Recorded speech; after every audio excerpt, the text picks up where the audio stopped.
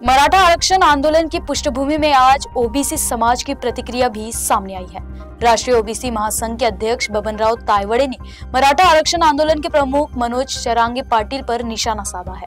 तायवाड़े ने मुंबई में जरांगे पाटिल द्वारा मोर्चा निकाले जाने को लेकर अपनी तीखी प्रतिक्रिया दी है। मराठा समाज के लिए आरक्षण मांग रहे, हमारा उसको विरोध नहीं है, लेकिन जब वो कहते हैं कि हमें ओबीसी में से आरक्षण चाहिए, उस बात के लिए हमारा बहुत बड़ा विरोध है। पहले भी था, आज भी है और कल भी रहेगा।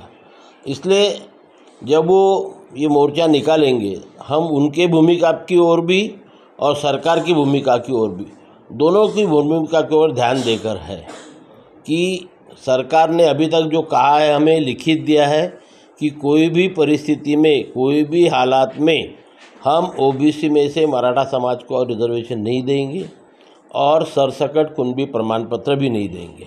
हमारे पास लिखित है, इसलिए हम बिंदास्त हैं। लेकिन फिर से हम एक अपेक्षा करते हैं कि ये अगर सही में इनका कल मोर्चा निकलता है और बम्बई की ओर चलता है, तो सरकार ने फिर से एक बार हमें बुलाकर हमसे चर्चा कर हमें आश्वस्त कर देना चाहिए कि हमने जो आपको इसके पहले बोला है उस पर हम ठाम है और कोई भी हालत में मराठा समाज को ओबीसी में से रिजर्वेशन नहीं देंगे और सरसकट कुनबी प्रमाण पत्र नहीं देंगे। हमें विश्वास है कि सरकार नहीं देगा, लेकिन जिस वक्त हमारे ये ध्यान में आएगा कि सरकार ने हमें दिया हुआ सब वो बदलने जा रहे हैं और मराठा समाज को ओबीसी में रिजर्वेशन देने की बात कर रहे हैं या सोच भी रहे हैं, तो उस दिन ये महाराष्ट्र का जो 60% से ज़्यादा ओबीसी समाज है, वो रास्ते पर आकर अपने अधिकारों का संरक्षण करेगा। कोई भी हालत में हम मराठा समाज को ओबीसी में आरक्षण देने नहीं देंगे।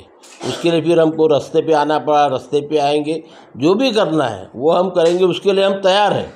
नहीं है ऐसे नहीं है, लेकिन सरकार ने हमें जो आश्वासित किया है उसके ऊपर सरकार भी ठाम है और हम भी ठाम है। इसलिए अभी हम वेट एंड वॉच की भूमिका निभा रहे हैं।